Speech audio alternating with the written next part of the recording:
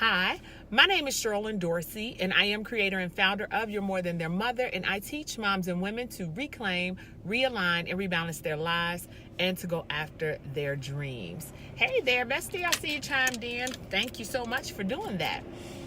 So, what it is that I am going to talk about today is creating space.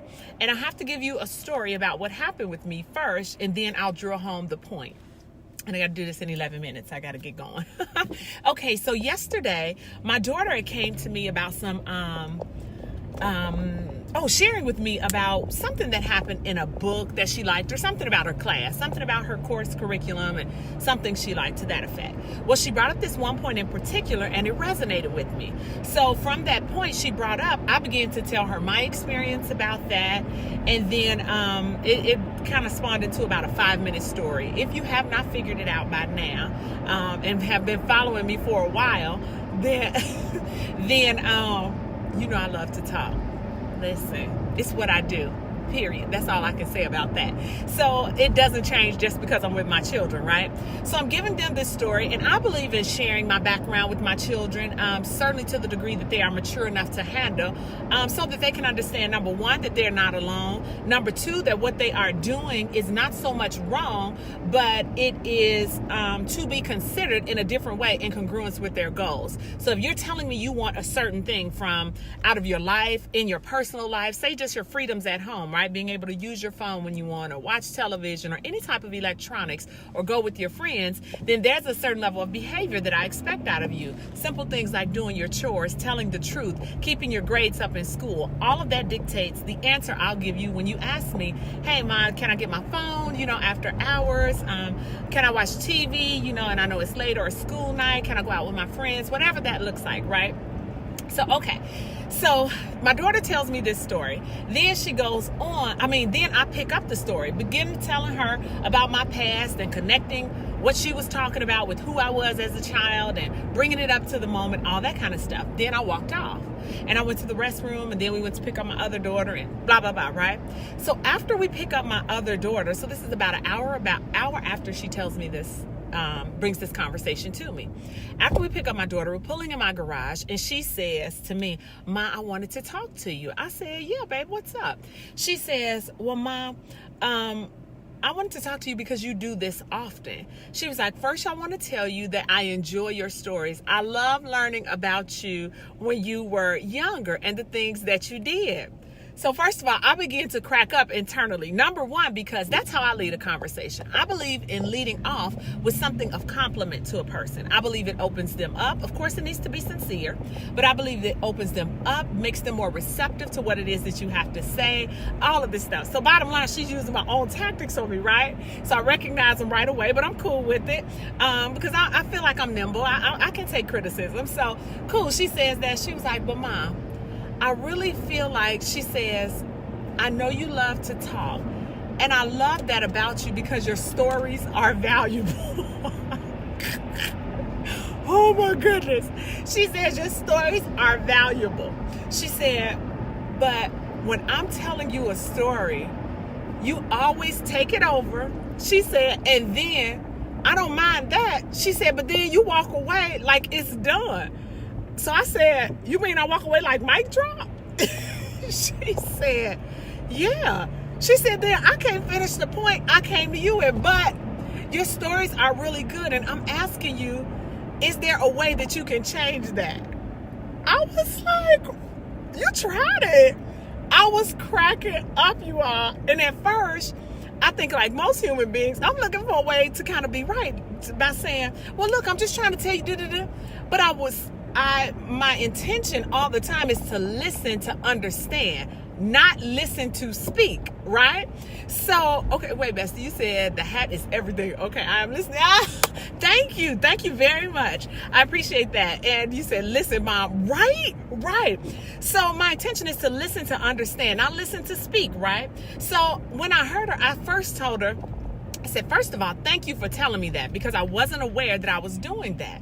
I said, but you're saying that, what I'm hearing you say is that you don't want me to tell the story? She was like, no, Ma, no. And I was kind of jugging her a little bit on that.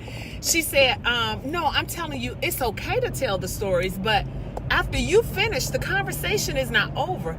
You've already, and now I'm paraphrasing, essentially hijacked the conversation, but you hijack it and walk away and end the conversation. So I'm not able to speak back up and finish my point or tell you what I want to say or springboard off of what you say, whatever.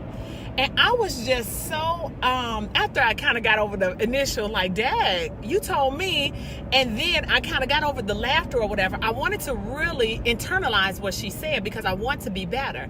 And so I became, so I told her, thank you, daughter, for telling me that. I said, I'm going to do better. And going forward, if I do that, would you please let me know?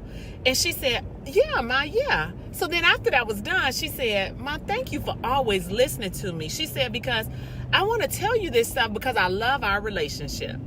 Now, I'm telling you, anything that I thought I wanted to be salty about or fake mad or real mad, I just really dropped it all and really became so grateful for the relationship that we had. And most importantly, what I became grateful for was the space I created for her to correct me. I grew up in an era, and thankfully this was not really reinforced in me or pounded in me in a negative way, but I did grow up in an era where you don't talk back to your children, right? I'm sorry, you don't talk back to your parents. And certainly you can't tell them, you're yelling at me, stop, or you're over talking, stop. I never felt that space in my young childhood with my parents, right? And I think I had an amazing childhood, but I just didn't have that space. I don't think I'd have ever tried anything like that. So I became so grateful, and it really I did a proverbial pat on the back to myself, and of course my husband, that we created a space that our children feel comfortable enough with us to tell us when something isn't working for them. And not only isn't working, but when something can be better. Because what I try to impress upon my children is that I am not above reproach. I don't know everything. However, what I don't know and that you want to know from me, I'm willing to take your hand and walk to the answer with you, or I'm willing to get your back as you go forward and figure out the right answer that for yourself, right? So, and not only that, I'm willing to be quiet and say, I don't know. And then start asking around to figure it out for us or for myself. So it feels like to me through that conversation that was internalized with her because she brought that to me. And I'm just very grateful in the way that I handled it. I think she felt comfortable in bringing something else to me if she had another problem, right? Or she had another issue that was going on, be it with me or someone outside of me. And I think that's the best that we can do. So I feel grateful for that. So my message to you today is to make sure that in everything you do, that you are creating a space for your children to talk to you. That way, when something goes on and you find out about it outside of them, you won't be surprised and say, why didn't you talk to me? I told you you could talk to me.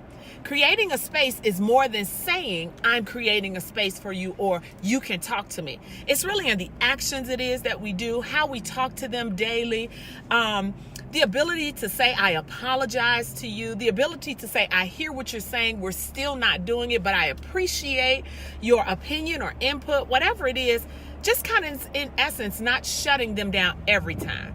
And admittedly, I have shut my kids down at some point because sometimes I need you to take immediate action. So stop. We crossing the street. I don't want to hear, hey, Mom, I was thinking, stop. Listen to what I'm saying. Let's get over here and get safe, right? So you'll use discernment. I know you'll do the right thing when it comes to that. And but I wanted to share that story with you and impress upon you to create a safe space for your children to talk to you. And remember, how you do anything is how you do everything. So if you do that for your children, you'll do that for your colleagues. You'll do that for your husband, your wife. You'll do that for friends, for family. It will transcend over into every area of your life. Alrighty? So, alrighty, well, I hope you understood what I had going on there. I am headed to my next meeting of the day. So I just wanted to chime in and share that nugget with you. You have a great rest of your day. Best friend, I see you. Enjoy the rest of your day. Thanks for tuning in. Please share the broadcast to anyone you think can use it or if you enjoyed it yourself. Alrighty, thanks so much. And I will talk to you all next time. But until we see each other again, remember, it's time to move beyond everyone else's expectations of who you ought to be and become the woman you thought that you could be. Bye.